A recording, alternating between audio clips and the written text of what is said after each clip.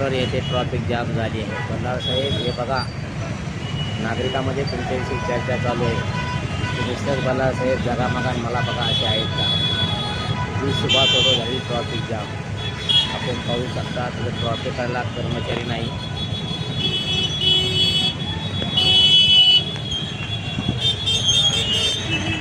ट्रॉफिकवाल्यांना बोललं तर म्हणतात शहर पोलिसांच्या ट्रॉफिकची जबाबदारी आहे सुभाष होतो. ना ट्रॉफिकचा कर्मचारी ना शहर पोलिसांचा कर्मचारी, एकही कर्मचारी नाही ट्रॉफिक काढण्यासाठी. तर सर्वसामान्य नागरिक गाडी बाजूला लावून ट्रॉफिक काढत आहेत. आपण पाहू शकतात नागरिकांमध्ये उलट चर्चा चालू आहे. बल्लाळ साहेब, मिस्टर जगामगा मला बघा असं राहू नका, तर थोडं लक्ष द्या.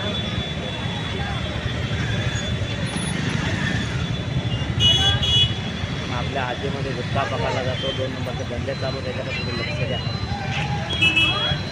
खास करून ईदचा सण आहे, 2 दिवस उद्या पाडवा आहे.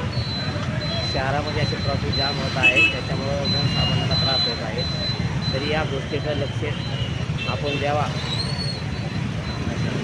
अशी नागरिकांची इच्छा आहे. एस पी साहेब, थोडंफार बल्लाळ साहेबांना ट्रॉफिकवाल्यांना सांगा, हे पहा सांगली कॉर्नरला सुभाष रोडवर उद्याला पाडवायच्या निमित्त गर्दी झालेली आहे. ती ट्रॉफिक जाम झालेली आहे. एक अर्धा एक तासापासून ट्रॉफिक जाम आहे.